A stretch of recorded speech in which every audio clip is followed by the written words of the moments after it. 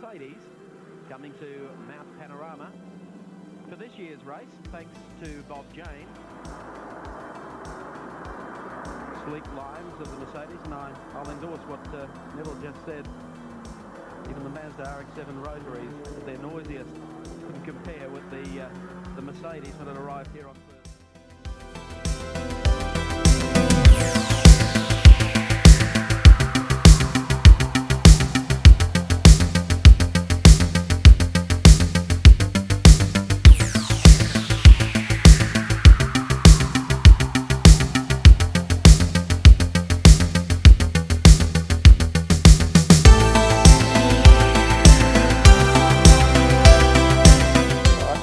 With Andrew and his beautiful little 190E 2.316 Mercedes-Benz Group A race car.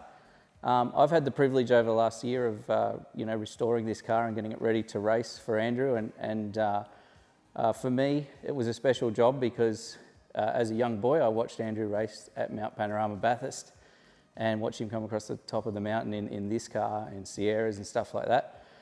And also this car was later on owned by my father, Phil Ward, so the whole project's been fairly special to me and fairly exciting. And the car's all done now and we're looking forward to getting it out to run it on the track. Andrew, it's good to have you here at my shop, and I'm really excited to have the car finished for you. Mate, tell us a bit about what it was like racing this car back in the day in front of the big crowds and stuff like that. Well, the year that I drove it was 1986, and it was going to be Bathurst was a big deal, and for Europeans as well. That year they had a stack of cars from BMW, there were M3s all over the place. In practice, a lot of them were parked against the wall. A lot of the drivers had a real go, but but Bathurst is pretty daunting, and they caught a few out. I remember, end of every session there was an M3 on the back of a tow truck coming back, fairly well shortened, but they used to get them straightened out and running again. But I came into this because I'd been racing single seaters for many years, and it was time for me to get into touring cars. And one of that was touring cars is where the sponsors were and where the money was, and so you could do it more professionally. I was and still am a Mercedes-Benz dealer, and Bob Jane had been a good sponsor of mine in the past. I knew Bob, and the people at AMG Australia came up with this idea of bringing a couple of Mercedes cars that had been racing in the German Touring Car Championship in DTM.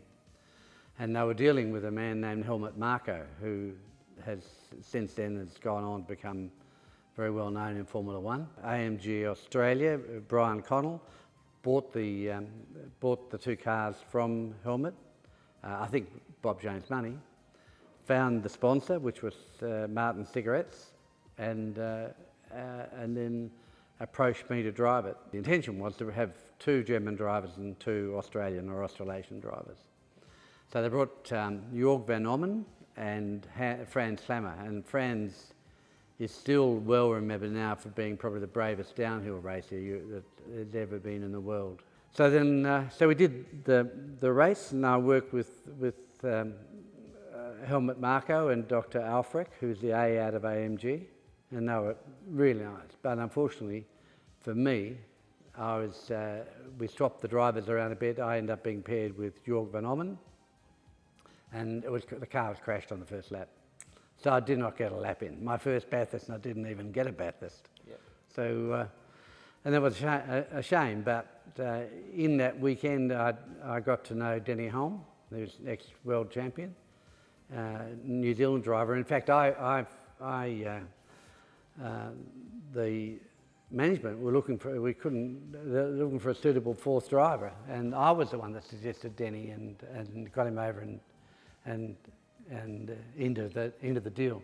Yeah. And I wasn't sorry, but Denny was a really, really good guy. The race went on, my race didn't happen, and then the car stayed in Australia. Phil Ward bought them, and I moved over into Ford Sierras. That's where I really started making my name. And but then later on, you know, as your racing career goes on, and you end up stopping driving professionally, and you think, I thought it'd be nice to collect a few of the old cars. So, and this was one car that I really didn't know where it was. But a friend of mine, Helmut Marko, found both of the cars, and Phil had sold them to America, and they were in a Mercedes, in the back of a Mercedes-Benz wrecker's warehouse, as I understand. And so we bought the two cars between them, brought them back to Australia. I kept this one, but this is the one that I drove with Denny. Helmut Marko has the other one, which is almost restored. Well, it's very cool that you've got the car again, because the car with you is part of the history of the car, and there's a lot of people pretty excited about seeing you drive it again. And I know that even when you jumped back into the Sierra the other day, social media lit up with people getting excited about seeing you out there again in that car, because like a lot of guys like me and anyone who is a proper motor racing enthusiast remembers how cool it was in the Group A days. Cars were basically what people drove on the road, but they did things like lit up wheels, they had no ABS, they hiked wheels, they slid, and you could really see the skill in the drivers on the track, which I know the skill's still there today, but it's not as visible for people to see because the cars behave better now. So, I think it's an exciting period of motorsport. People call it. I think it was. And I think that the naturally fast drivers went to the fore. With the amount of data that's available these days, you can get somebody who's not probably as naturally gifted up to speed just because by the engineer telling him we've got to brake 30 metres later there and turn here. And whereas in the 80s and the 70s, we just did the best we could to go fast, and it was just a natural instinct that took over. It was proper man and machine, like I think so. And you only had one shot at it, didn't you? Like no one was telling you anything. So, and I think that's why people people loved the drivers. The drivers were heroes back then. Yes. And I know you ran with Peter Brock. I mean, everybody saw him as a hero, and he picked you to run with him. And he was. I was watching a top 10 shootout one year that I drove a Commodore with Peter. And man, I thought, did we do that? These three-wheeling ups, half out of control. Very exciting. Yeah. I've got to say, a bit more exciting than these days of aero and big wide stick tyres. The cars don't move around as much. They definitely don't. If you go back and you look at some of those old videos, you just can't believe. It's like an expression session, the way you boys are driving these things. So, and then you were telling me about the Sierras as well, how wild it is when they come onto boost. Man, yeah. So you had turbo cars, you had normally aspirated 4 cylinders, 6 cylinders, V8s. Everything was in the race. Toyota Corollas even, Corollas with the high revving little 16 valve engines, and people had to adapt to the car, and so jumping between. What do you think it's going to be like jumping between this car and the Sierra on the same weekend when you race? Yeah. It's going to be interesting. I mean, the difference is the power. This is half the power that the Sierra has. Yep. Almost exactly, and probably half the torque too. Yep. But what I remember about this car is that it really handled and just went round corners like there's no tomorrow. So it's a good car for twisty circuits. Yeah. The Winton and Baskerville and places like that, it'll be perfect. But if we get back to Bathurst, I'll be looking to jump in the Sierra. I think the Sierra would be a better option for Bathurst. That's cool. So I think that it's pretty good that you're going to be out on the track racing it, and I'm looking forward to seeing it and hearing it. For most people, it's not about winning; it's about the sound that the cars make, the look of the cars on the track. This is the first time we dropped this car on the ground, and it really blows you away when you see it in person. It looks fantastic. And I think, I don't know, do you reckon you could sit in the car and show us around the cockpit, maybe talk about some of the stuff that's different compared to modern cars and stuff like that? Yeah. But just before we do that, I'd just like to say how fortunate I think I am, because I bought the car, and Phil and I had always been friendly, but the car wasn't in much of a state when it came back. It had been halfway modified back to a road car, and and some of the bits were there, or most of the bits were there. But it was Phil that was able to go through all the container load of stuff and work out the stuff that pertained to this car in this phase of its racing in Group A in the mid-80s. And then, and so he did that and made it into like a rolling car, and I had it repainted in my shop and re-sign written, and we put it in my Mercedes-Benz showroom for several years. And Mercedes then took it down to Auto Classica, and it was on display there. But it wasn't a racing car, because it looked like a racing car, but there's a lot in between. And then I was able to, when I was talking to Phil, I said, I think I might make it into a racing car, and he suggested you, James. And you've been the perfect partner, because you're passionate about the project and passionate about how it is, and you remember a lot of stuff, and you've got your father at the end of on the end of the phone just to double check, and this is I've got to say, this is as good a restoration as I could have hoped for, and I can't wait to drive it, and I can't wait to see the look on your face when I do. Yeah, I think I'm going to have a big grin, that's for sure. Very exciting. Oh, this is blast. This is as I remember it. When it came back from America, it had a whole big bunch of wires and a bit of a tower there, which wasn't in it back in the day, and so you've got that dead right. You've got brake balance. Brake bias on the dash. So it's proper man to machine, and all the analog gauges and stuff like that is something that you don't see in race cars. You always see like a Motec dash or something like that these days. It definitely looks like it did back in the day, and we tried to make it that way. Ruth Muller Ward, the Car 01.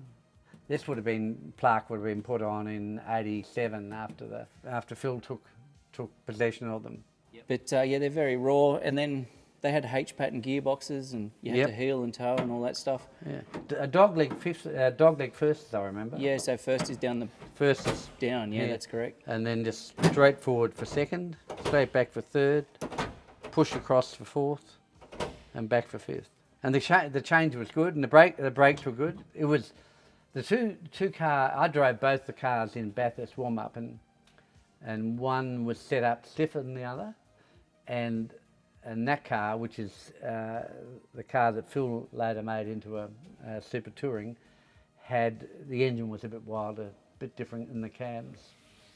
And I remember I sat at the end of, and it was the morning warm-up when I drove that car, and I sat down and I did a debrief with Helmut and Dr. Alfric.